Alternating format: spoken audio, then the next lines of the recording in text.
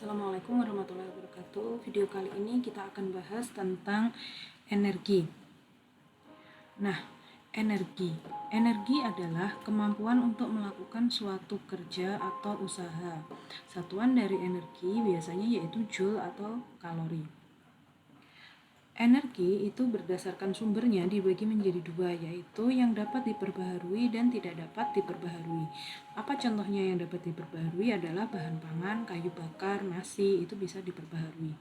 Sedangkan yang tidak dapat diperbaharui adalah bahan-bahan yang berasal dari fosil, misalnya turunan dari minyak bumi ada solar, bensin, minyak tanah, aftur, maupun batu bara.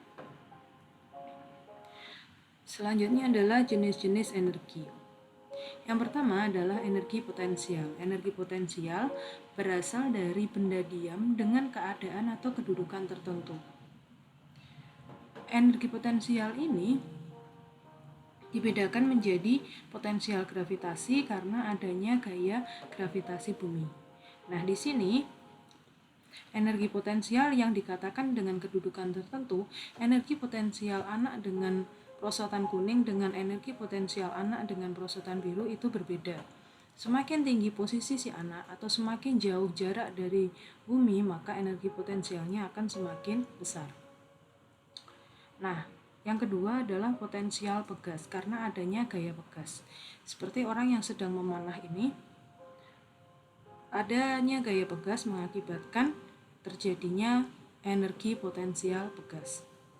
Dan yang ketiga adalah potensial listrik karena adanya gaya listrik. Gaya listrik ini terjadi akibat adanya perpindahan elektron sehingga mengakibatkan adanya aliran listrik, akhirnya menghasilkan potensial listrik. Nah, secara umum energi potensial itu dirumuskan dengan M kali G kali H. Di sini EP adalah energi potensial dengan satuan joule, M-nya adalah massa dengan satuan kilogram, G adalah gravitasi bumi dengan satuan meter per second kuadrat, dan H adalah ketinggian dengan satuan meter. Contoh energi selanjutnya adalah energi kinetik.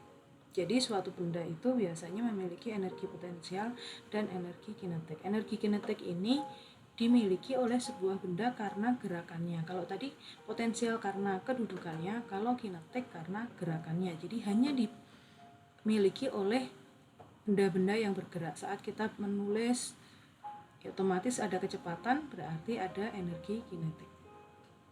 Nah, ini ada sebuah mainan roller coaster. Karena dia ada ketinggian, maka dia memiliki energi potensial yang pertama. Karena dia bergerak, berarti dia ada kecepatan, maka dia memiliki energi kinetik. Energi kinetik ini dirumuskan dengan setengah M kali V kuadrat.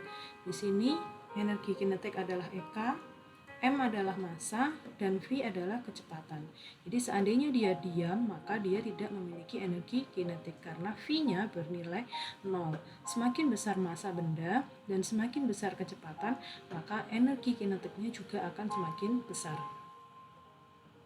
Selanjutnya ada energi kimia. Energi kimia adalah energi yang terkandung di dalam senyawa kimia.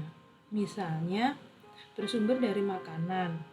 Untuk makhluk hidup bisa beraktivitas. Jadi kita makan itu tujuannya mendapatkan energi, badan kita mengubah dari energi kimia menjadi energi gerak ataupun menjadi energi panas. Terus selanjutnya adanya sumber energi dari bahan bakar agar kendaraan ataupun mesin bisa bekerja. Di sini adalah gambar contohnya menggunakan energi terbarukan yaitu mobil listrik.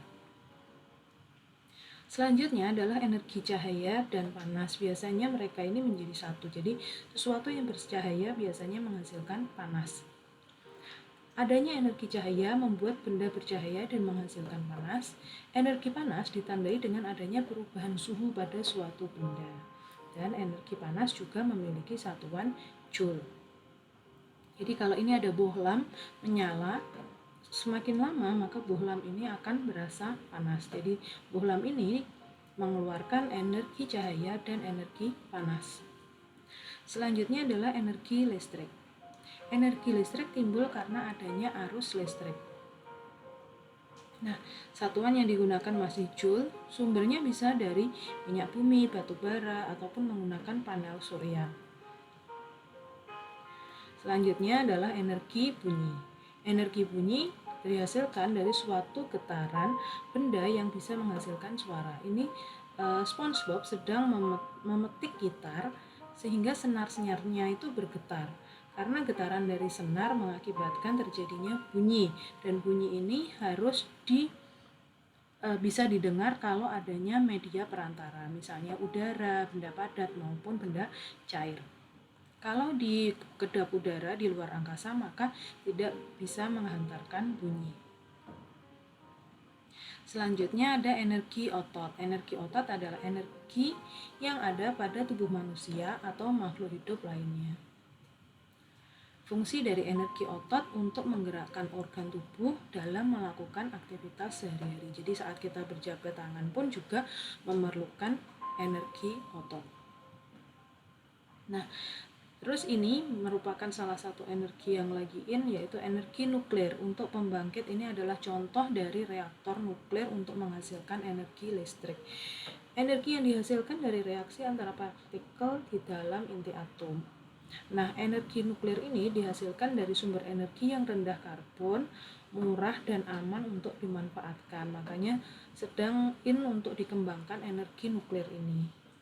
Bahan bakunya yang digunakan berupa uranium dan plutonium. Tetapi dampak negatifnya salah satunya adalah sampah dari radioaktif. Kalau ada tanda seperti ini berarti benda itu mengandung radioaktif dan bisa mengakibatkan mutasi gen. Selanjutnya adalah perubahan bentuk energi.